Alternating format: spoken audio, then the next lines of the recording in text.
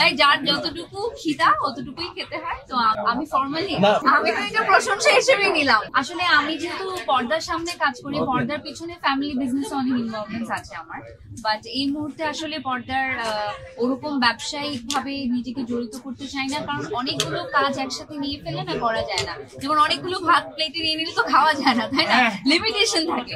তাই যার যতটুকু খিদা অতটুকুই খেতে হয়। তো আমি যতটুকু এখন করছি কাজ, আলহামদুলিল্লাহ অনেক ভালো কাজ করছি, এবং মোস্ট ইম্পর্টেন্টলি আই ফিল যে সুন্দর কাজের সাথে আছি। সো হাতে এখন কি কি কাজ আছে? আমার কোরবানিতে সিনেমা রিলিজ হচ্ছে ইনশাআল্লাহ, যদি সবকিছু ঠিকঠাক হয়, এবং এছাড়া আরো দুটো গানের রিলিজের কথা চলছে, সিনেমা আসছে, খুব ব্যস্ততার মধ্যেই চলছে। বেসিক্যালি আমি আজকে সকালে চট্টগ্রাম থেকে এসেছি, খুলনা চলে যাবো আমরা গানের শুটিং, ঈদের তো একটা রিলিজের প্রেশার আছে সবার মধ্যে।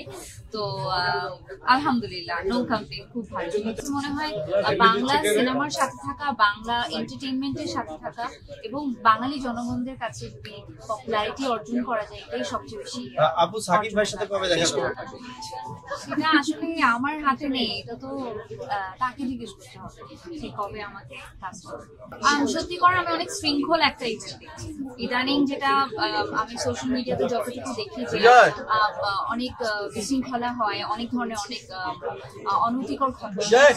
আমার যেটা সবচেয়ে ভালো লাগছে যে সবাই খুবই কথা শুনছে, সবার অনেক শৃঙ্খলা বজায় রাখছে, কারণ এটা আসলে কিন্তু ভাইস ভার্সা। আপনারা যেরকম তাদের ইনভিটেশনে এসেছেন, তারা যেরকম আপনাদের কাছে কৃতজ্ঞ, আপনারাও তাদের কাছে কৃতজ্ঞ, জাস্ট ভাইস ভার্সা। সো এরকম একটা কম্বিনেশন দেখতে বেশ ভালো লাগছে। অনেকে একজন দুষ্টামি করে সেলিব্রিটি বলেছে যে ফর্মালি, আপনি কি বলবেন? আমি ফর্মালি, এটা তো কমপ্লিমেন্ট, আমি তো এটা প্রশংসা হিসেবেই নিলাম, কারণ আমরা এত বেশি ভেজাল খেয়ে খেয়ে বাংলাদেশের মানুষের অভ্যাস হয়ে গেছে যে সবকিছুতে মোটামুটি অল্প একটু থাকে। তো সেটা যদি আমাকে বলে থাকে যে আমি ফর্মালি না, আমি কমপ্লিমেন্ট হিসেবে, আমাকে যে যা বলে আমি কমপ্লিমেন্ট হিসেবে নিই, আমার কারো কোনো কমপ্লেন।